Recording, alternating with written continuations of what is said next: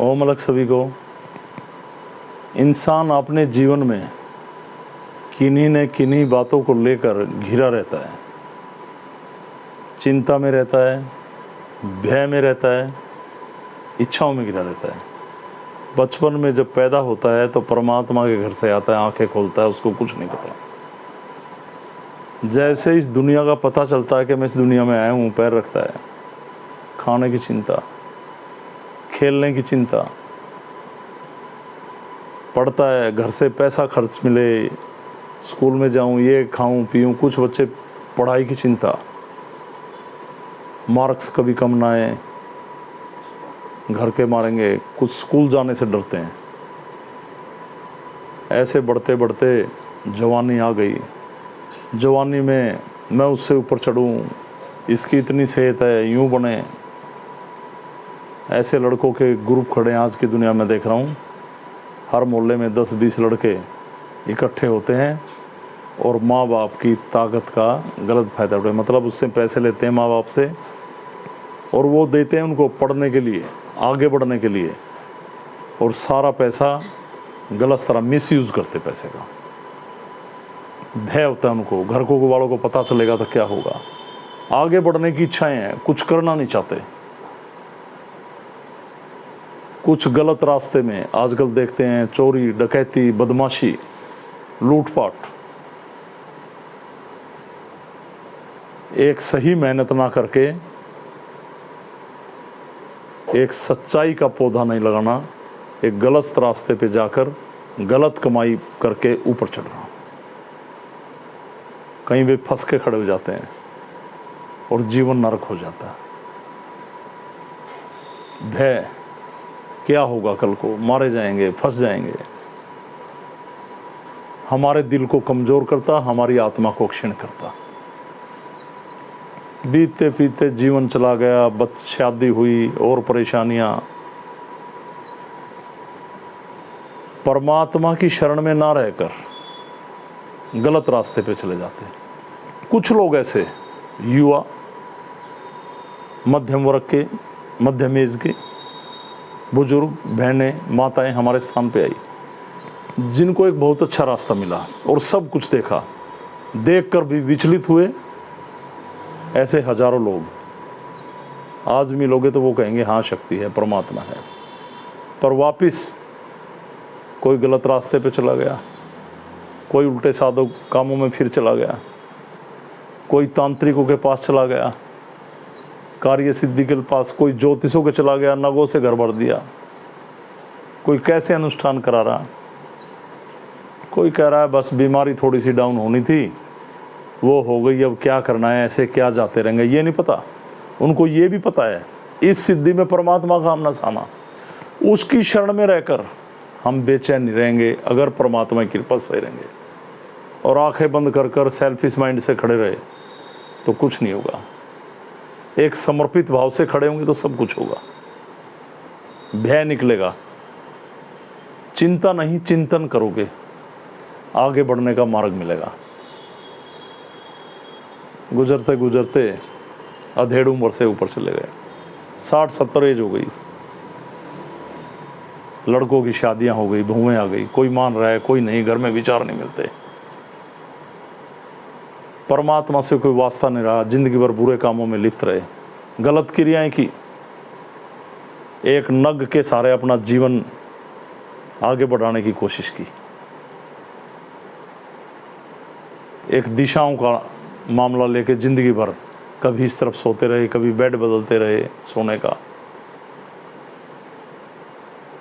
पर जिसने ये दुनिया बनाई, जो ये सृष्टि चला रहा, जो सृजनहार है, जो शक्ति दाता है, मुक्ति दाता है, मोक्ष दाता है, कल्याण करता है, जो हमें हर भय से मुक्ति दिलाता, हर कष्टों से मुक्ति दिलाता, हमारे कष्टों के सारे रास्ते हमारे लिए खोल देता, साफ करता और दुख से सुख की ओर ले जाता, और उसकी शरण में बैठ के एक अच्छी अनुभूति फील करते हैं, महसूस करते हैं, उस रास्ते से चले गए। जब 60-70 की उम्र आई,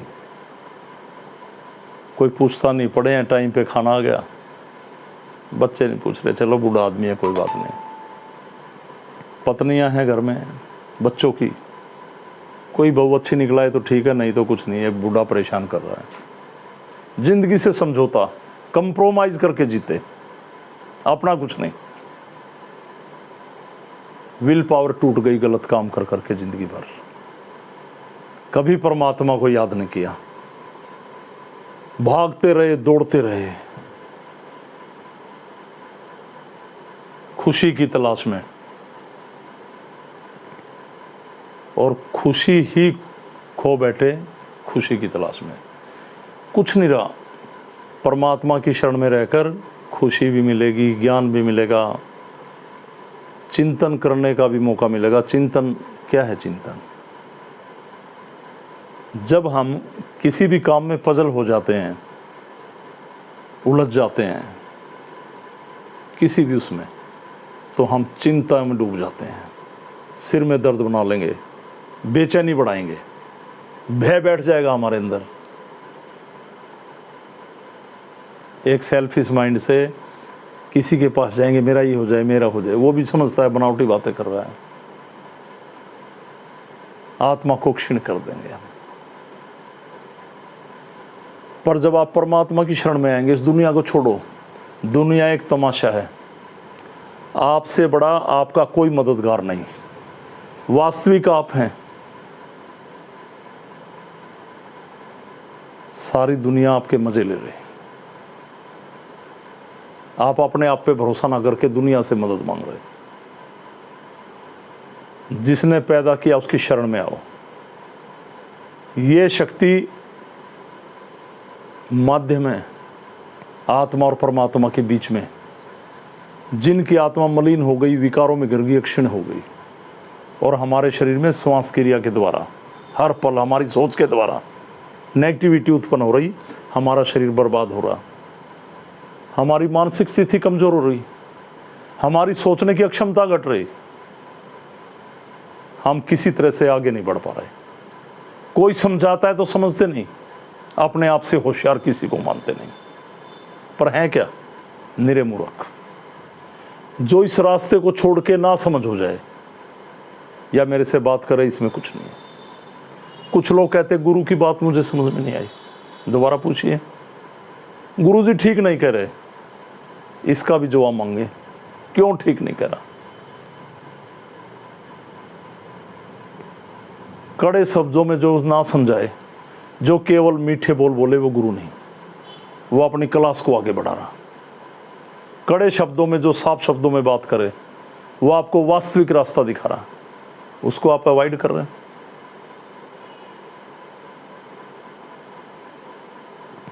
आपकी बुराइयां अगर निकाल के आपके सामने ना रखी जाएं, तो बुराइयों से मुक्त कैसे होंगे आप? बुरे से बुरे इंसान को अच्छा कहते रहो और उसको बुराइयों में धकेलते रहो, तब आप खुश हैं। तो जीवन को संवारें, भय, चिंता, इनसे बाहर आए, अनचाही इच्छाओं से बाहर आए और उस परमात्मा की कृपा पाएं। मेरा बार बार यही करना है। और जैसे मैंने कहा, बुढ़ापा आ गया, बुढ़ापे में कंप्रोमाइज ही समझौता। फिर कहते हैं उस टाइम अंत समय, बस परमात्मा तू ही जाने, जो तू करेगा तू ही ठीक है, तेरी मर्जी परमात्मा भगवान। फिर क्या भगवान? जब शरीर में जान थी, परमात्मा को इग्नोर करते रहे, अच्छे कामों को इग्नोर करते रहे, जन कल्याण से दूर रहे, अच्छी संगत से दूर रहे, अच्छी भावनाओं को तोड़ते रहे। जो अच्छा ज्ञान दे रहा, उन गुरुओं को आप परेशान करते रहे, और क्या पाया लास्ट में? नरक। आत्मा विकारों से मलिन, बुरी शक्तियों में घिरे हुए, भय में बैठे हुए आपकी बुद्धि, चिंता में सड़ता हुआ दिमाग, ये करती है आपके अंदर बेचैनी पैदा, ना जाने आप कहाँ पे क्या कह दो। इन सभी से बाहर आने का एक ही रास्ता है, कंप्लीट उसकी शरण में आएं, ध्यान करें। बीमारी क्या है? हमारी सोच। जब हम सभी गलत बातों को, गलत डर को, गलत भावनाओं को, गलत इच्छाओं को दरकिनार करके केवल उसको अपने दिल में बसा लेते हैं, अपने दिमाग में बसा लेते हैं, अपनी ज्ञान इंद्रियों में बसा लेते हैं, तो ना डर, ना भय, ना चिंता, ना नरक, स्वर्ग ही स्वर्ग, मुक्ति, मोक्ष उसकी शरण। नहीं तो शांति नहीं मिलती मरने के बाद भी।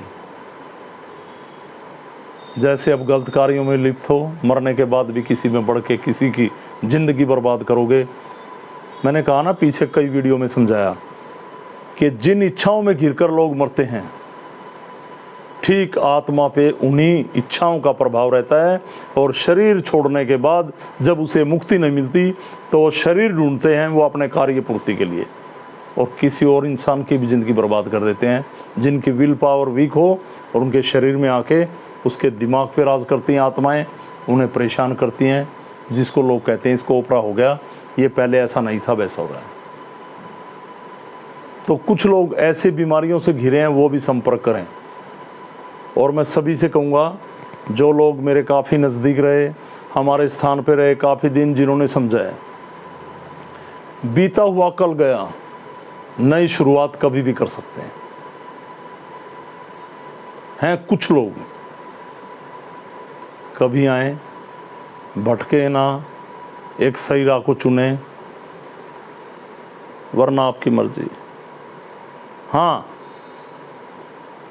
मैं अपने विचार और अपना हिसाब, और मैं किसी के कहने से किसी के तरह नहीं चलता।